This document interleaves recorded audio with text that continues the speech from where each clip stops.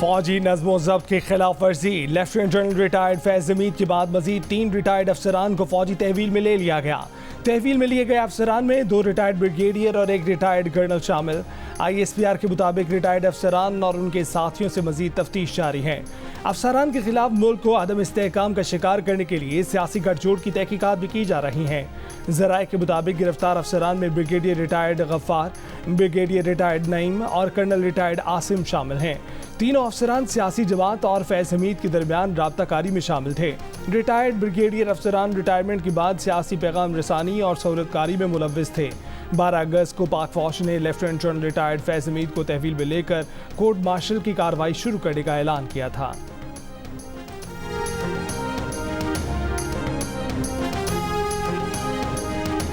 बानी PTI ने general फैज़ हमीद को असासा करार दे दिया। कहा कि जनरल फैज़ हमीद को ज़ाया कर दिया गया। मैं फैज़ हमीद को नहीं हटाना चाहता था। वो तालिबान और अफगान हुकूमत के साथ इंगेज थे। अडयाला जेल में सहाफ़ी से गुफ्तगू करते हुए बानी PTI ने इल्ज़ाम आयद किया कि जनरल बाजवा ने अपनी मुद्दत मुलाजमत में तौसीक़ के लिए जनरल फैज़ को हटाया और मेरी हुकूमत गिराई। ख्वाजा आसिफ ने कहा है कि जनरल बाजवा एक्सटेंशन चाहते थे। ये मेरे मौक़िफ़ की तायीद है। अब जितनी दहशतगर्दी हो रही है वो इसका जिम्मेदार बाजवा को ठहराते हैं। बानी PTI ने कहा कि जनरल फैज़ को हटाने पर उनकी जनरल बाजवा से सख्त तलखी भी हुई थी। ख्वाजा आसिफ ने कहा कि जनरल फैज़ का 9 मई के वाक़या से बराह रास्त ताल्लुक़ है। अगर 9 मई जनरल फैज़ ने करवाया तो इसकी तहकीकात होनी चाहिए।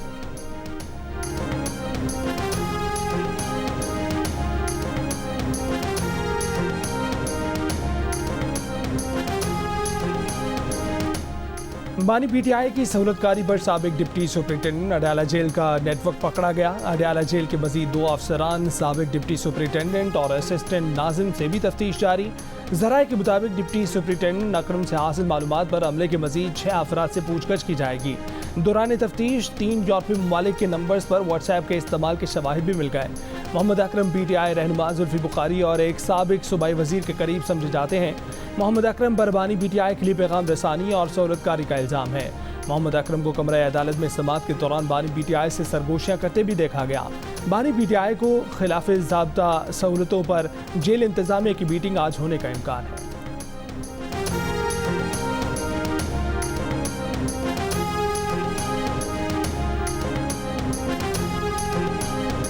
बानी PTI अपनी गिरफ्तारी के बाद भी मुतादिद ज़राए से जनरल फैज़ हमीद के साथ राब्ते में थे। अडयाला के गिरफ्तार साबिक डिप्टी सुपरिटेंडेंट भी इसी सिलसिले की कड़ी है। जंग और दी न्यूज़ में शाया एडिटर इन्वेस्टिगेशन अंसार अब्बासी की रिपोर्ट में इंकशाफ। रिपोर्ट के मुताबिक ज़राए का कहना है कि साबिक DG ISI फैज़ हमीद को रिटायरमेंट के बाद काबिल एतराज़ सरगर्मियों पर फौजी हुकाम ने 1 से ज़्यादा मरतबा खबरदार किया था, लेकिन वो बाज ना आए।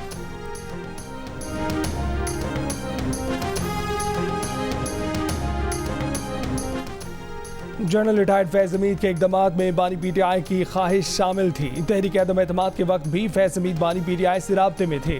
वफाकी वज़ीर इत्तलात तारर ने कहा है कि गिरफ्तार किए गए लोगों ने इंतशारी टोले के साथ मिलकर कार्रवाइयाँ की।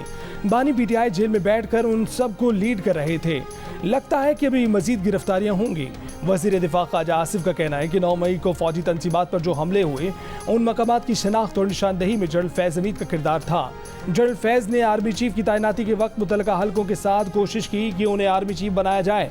उन्होंने अपने माजी के किरदार की वजाहतें भी दी और आने वाले वक्त की यकीन दहानियाँ भी कराएं। जनरल फैज़ ताकत की इंतहा चाहते थे। जब जनरल फैज़ को आर्मी चीफ नहीं बनाया गया तो उन्होंने PTI के परेशान जहन को इस्तेमाल किया और 9 मई के दिन फौजी अहदाफ की निशानदही की।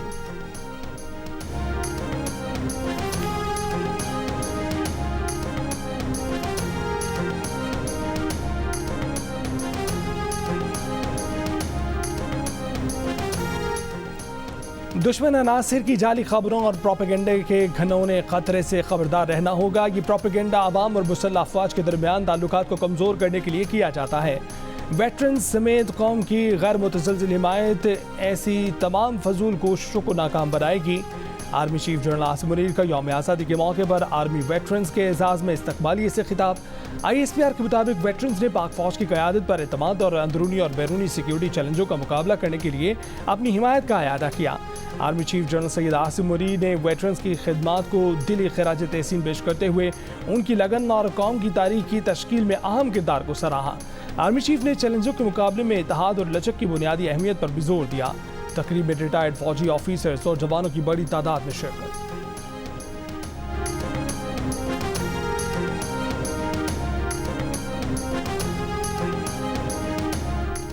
नारवाल, शक्करगढ़, जेहलम समेत पंजाब के मुख्तलिफ शहरों में मूसलाधार बारिश, नशेबी इलाके ज़ेर-ए-आब। नालाबाई में सैलाबी सूरत हाल से सकमा काजवे ज़ेर-ए-आब आ गई। आबी कटाव से सरहदी देहात का शहर से ज़मीनी रास्ता मुनक़ता हो गया। दादू में मोरू पुल के मकाम पर दरिया सिंध में पानी की सतह में इजाफा हो गया। सैलाबी पानी लाड़काना सेवन के हिफाजती पोस्टों से टकरा गया। मुतादिद देहात सैलाबी पानी के घेरे में आ गए। राब्ता सड़कें, खड़ी फसलें ज़ेर-ए-आब आ गईं।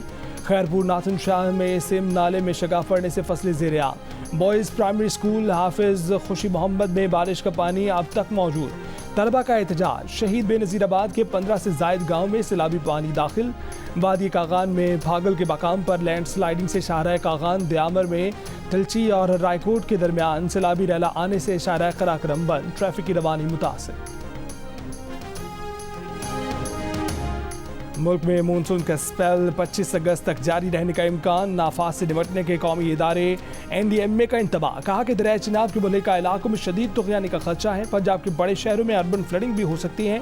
18 अगस्त तक दरिया चिनाब के बलाई इलाकों में मूसलाधार बारिशें मुतवक्के हैं।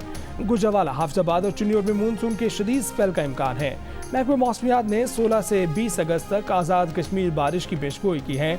NDMA के मुताबिक मकबूजा कश्मीर में अखनौर और रजौरी में भी 18 अगस्त तक मूसलाधार बारिशें मुतवक्के हैं। कश्मीर में शदीद बारिश के बायस मिट्टी के तौदे गिरने और फ्लैश फ्लडिंग का भी खदशा है।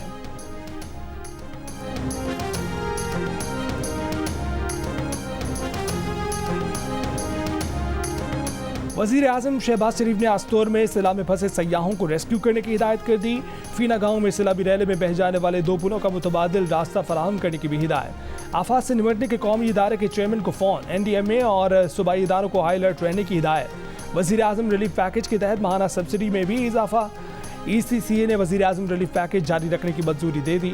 ज़राए के मुताबिक सब्सिडी का इतलाक़ 30 जून 2024 से 31 जुलाई 2025 तक होगा। हर मुस्तहिक ख़ानदान को माहाना 2734 रुपये की बजाय 3650 रुपये सब्सिडी मिलेगी।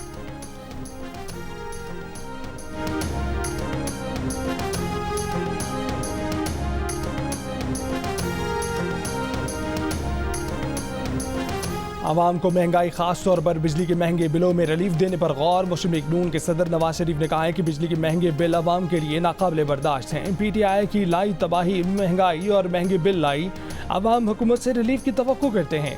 नून लीग के मुशावरती इजलास से खिताब में नवाज शरीफ ने कहा कि ये नून लीग की हुकूमत की सलाहियतों का इम्तिहान है। मुश्किल तरीन हालात में आवाम को रिलीफ कैसे देना है, मुल्क को डिफॉल्ट से बचाना और माशी इस्तेहकाम वापस लाने के लिए सियासी कुर्बानी आपकी हुब्बुल वतनी का सबूत है। अब आवाम को डिफॉल्ट से बचाना भी हमारा बड़ा इम्तिहान है।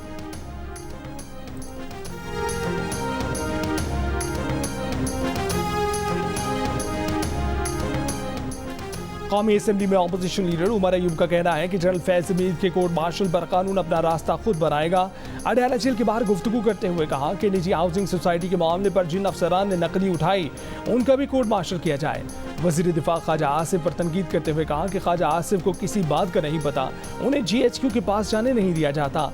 ख्वाजा आसिफ बराए नाम वज़ीर दिफा हैं। शिबली फराज ने कहा कि हमारी बानी PTI से तयशुदा मुलाकात थी जो नहीं होने दी गई। जेल के सुपरिटेंडेंट और डिप्टी सुपरिटेंडेंट की जानिब से धमकियां दी गई।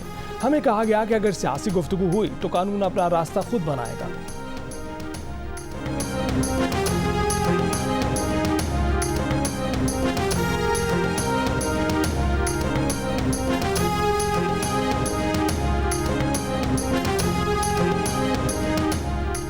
PTI पंजाब के सदर हम्माद अजहर ने PTI लाहौर के सदर चौधरी असगर को डी नोटिफाई करने से इनकार के बाद इस्तीफा दे दिया।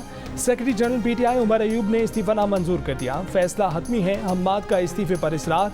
हम्माद अजहर ने सोशल मीडिया पर बयान में कहा कि PTI लाहौर के सदर चौधरी असगर को हटाने की कोशिशें बहुत अरसे से जारी थी। चौधरी असगर 2 माह जेल में कैद रहे। फॉर्म 45 पर पंजाब असम्बली का इलेक्शन जीते। उन्हें सिर्फ इसलिए डी नोटिफाई नहीं कर सकता कि उनकी आवाज़ बानी PTI तक नहीं पहुँच रही। इस मामले पर पार्टी क़यादत भी मेरे साथ मुत्तफिक है। इसके अलावा और भी मामलात में गलत फैसले करवाए गए। कई रीजन्स में हमारे रहनुमा बहुत परेशान हैं, लेकिन बानी PTI को इतला नहीं। दूसरी जानिब PTI लाहौर के सदर चौधरी असगर और जनरल सेक्रेटरी हाफिज ईशान ने भी ओहदों से इस्तीफा दे दिया। कल पंजाब असेंबली में पीटीआई के पार्लिमानी लीडर हाफिज फरहत अब्बास ने भी ओहदे से इस्तीफा दे दिया था।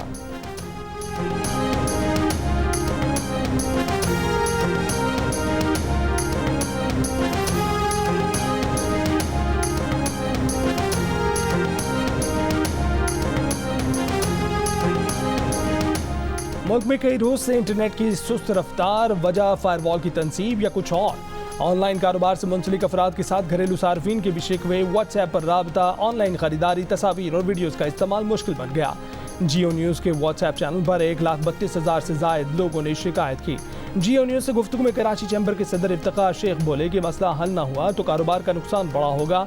Internet service provider Shahid Ismail ने कहा कि फ्रीलांसर्स का काम ठप हो गया। आईटी एक्सपर्ट जहां आरा ने बताया कि सुस्त रफ्तार इंटरनेट की वजह से आईटी कंपनीज नुकसान उठा रही हैं, क्लाइंट्स ऑर्डर्स नहीं दे रहे। डिजिटल राइट्स एक्टिविस्ट फरीहा अजीज ने कहा कि आवाम का हक है कि उन्हें बताया जाए कि क्या हो रहा है और क्यों हो रहा है। सेनेट कायमा कमेटी बराए इंफॉर्मेशन टेक्नोलॉजी के इजलास में सेनेटर अफनानुल्लाह ने कहा कि इंटरनेट सुस्त होने से कम 500 मिलियन का नुकसान हुआ।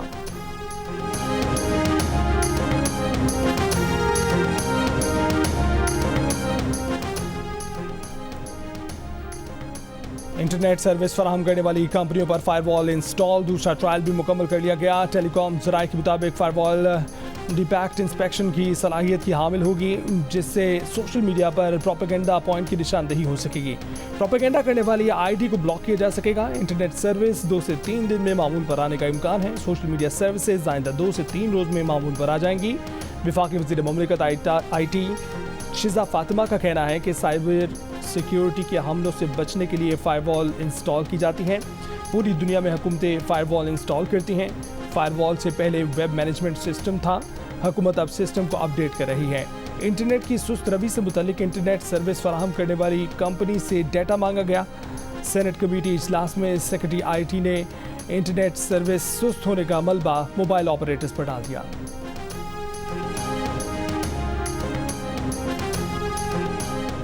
सिक्योरिटी फोर्सेस का कोरम में ऑपरेशन, 7 ख्वारिज हलाक, 5 जख्मी हो गए। भारी मिकदार में असलाह और गोला बारूद बरामद। ISPR के मुताबिक हलाक ख्वारिज सिक्योरिटी फोर्सेज और शहरियों के खिलाफ मुतादिद दहशतगर्द कार्रवाइयों में मुलव्विस थे। सिक्योरिटी फोर्सेज ने ख्वारिज के ठिकानों का मौसर अंदाज में पता लगाकर उन्हें तबाह किया। साबिक army chief general retired Qamar Javed Bajwa ने मार्शल लॉ लगाने की धमकी दी थी। वजीर दिफा ख्वाजा आसिफ के प्रोग्राम कैपिटल टॉक में इंकिशाफ, कहा कि बाजवा ने मार्शल लॉ की बात अकेले उनके सामने ही नहीं बल्कि मजमे के बीच में की थी। प्रोग्राम के मेज़बान हामिद मीर ने पूछा कि क्या मार्शल लॉ की धमकी पर जनरल बाजवा का एहतसाब नहीं होना चाहिए। ख्वाजा आसिफ ने जवाब दिया कि वो कौन होते हैं बाजवा का एहतसाब करने वाले।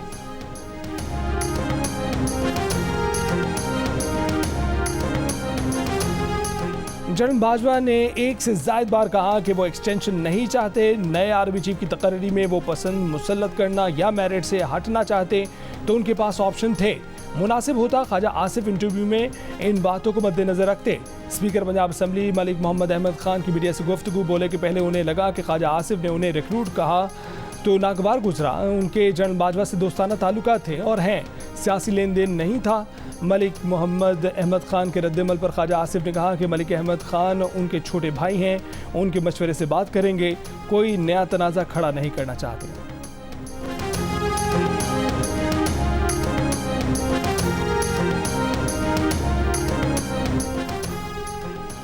वज़ीर आला पंजाब मरीम नवाज ने पोजीशन होल्डर तलबा को इनाम देने की मंजूरी दे दी। वज़ीर आला पंजाब की हिदायत पर तलबा के एक उस्ताद को भी इनाम दिया जाएगा। वज़ीर आला पंजाब मरीम नवाज की ज़ेर सदारत इजलास में स्टूडेंट स्कॉलरशिप की भी मंजूरी दे दी।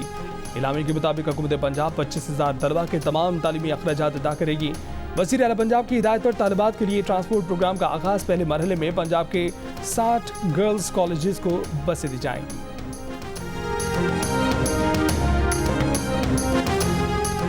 वज़ीर आला बलोचिस्तान सरफराज बुख्ती ने कहा है कि इंटेलिजेंस इत्तलात हैं कि DC पंजगोर जाकिर बलोच का कत्ल कालदम BLA ने किया। बलोचों की नस्ल कुशी उनकी तरफ से हो रही है। BYC ने 3 मुआहदे किए, तीनों मुआहदे तोड़ने में उनका किरदार रहा। कोयटा में प्रेस कॉन्फ्रेंस करते हुए वज़ीर आला ने कहा कि जल्द बलोचिस्तान में सबको बहुत ज़्यादा तब्दीलियाँ नजर आना शुरू हो जाएंगी।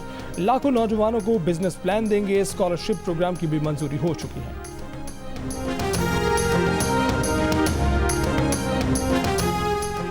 वजारत दाखिला को मामला इसलिए चाहिए कि वो ई सेक्टर से भी महंगा मंसूबा बन जाएगा।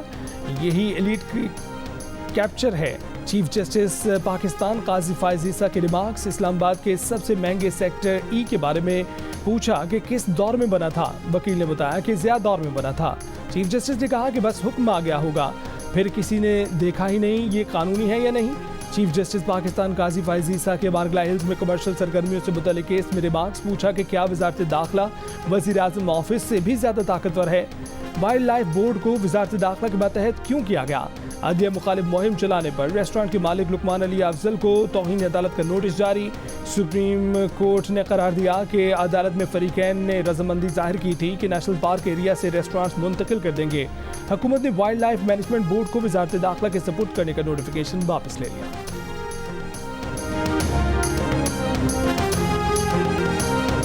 कतर में गजा जंगबंदी मुज़ाकरात का आगाज़। अमरीकी मिस्री कतरी हुक्काम की शिरकत। इसराइली वफ़द भी शरीक। मुज़ाकरात आज भी जारी रहेंगे। हमास का शिरकत से इनकार। कहा कि बहुत से समझौते किए लेकिन इसराइल की तरफ से कोई संजीदा रद्द-ए-अमल नहीं आया। इसराइल ने इस्माइल हनिया को शहीद कर दिया, जो इस बात का सबूत है कि इसराइल जंगबंदी माहिदा करने में संजीदा नहीं है। ताज़ा मुज़ाकरात में कोई संजीदा बात हुई तो फिर साजिशों से मुलाकात करेंगे। तर्जुमान अमरीकी कौमी सलामती कौंसिल जॉन कर्बी का कहना है कि दोहा में उम्मीद अफजा बातचीत शुरू हो गई लेकिन फौरी तौर पर मुआहदा होने की तवक्को नहीं है। ईरान ने इसराइल पर हमला मौखर करना गजा जंगबंदी से मशरूत कर रखा है। इसराइल की गजा में फ़लस्तीनियों की नस्लकुशी मुहिम जारी। 7 अक्टूबर से अब तक शहीद फ़लस्तीनियों की तादाद 40,000 से तजावज़ कर गई।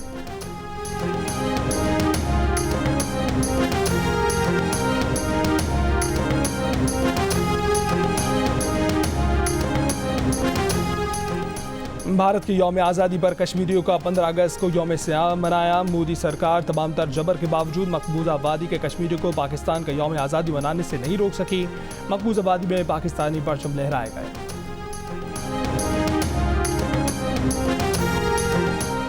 वज़ीर आला सिंध सैयद मुराद अली शाह ने आशिर नदीम को 5 करोड़ रुपए का चेक इनाम में दिया।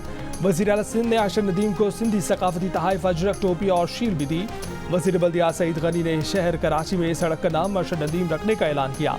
वज़ीर आला सिंध ने एथलेटिक्स अकेडमी कायम करने का भी ऐलान किया। गवर्नर सिंध कामरान खान टिसोरी ने ओलंपियन आशिर नदीम के हमरा प्रेस कॉन्फ्रेंस की। गवर्नर सिंध ने कहा कि आशिर नदीम ने कौम का सर फख्र से बुलंद किया। आशिर नदीम का कहना है कि कराची की आवाम की मोहब्बत बयान करने के लिए अल्फाज नहीं, यही मोहब्बतें प्लेयर्स को आगे बढ़ने में मदद देती हैं। आवाम को देखकर दिल कर रहा था कि अभी जेवलिन लूँ और वर्ल्ड रिकॉर्ड बना दूँ। उनका कहना था कि वो फिट रहे तो 2032 के ओलंपिक्स गेम्स भी पाकिस्तान की नुमाइंदगी करेंगे। आशिर नदीम ने मज़ार कायद पर हाजिरी भी दी। आशिर नदीम ने गवर्नर के हमरा गवर्नर हाउस के बाहर लगी उम्मीद की घंटी भी देखी। आशिर नदीम ने गवर्नर हाउस में IT कोर्स करने वालों को 100 लैपटॉप देने का ऐलान किया।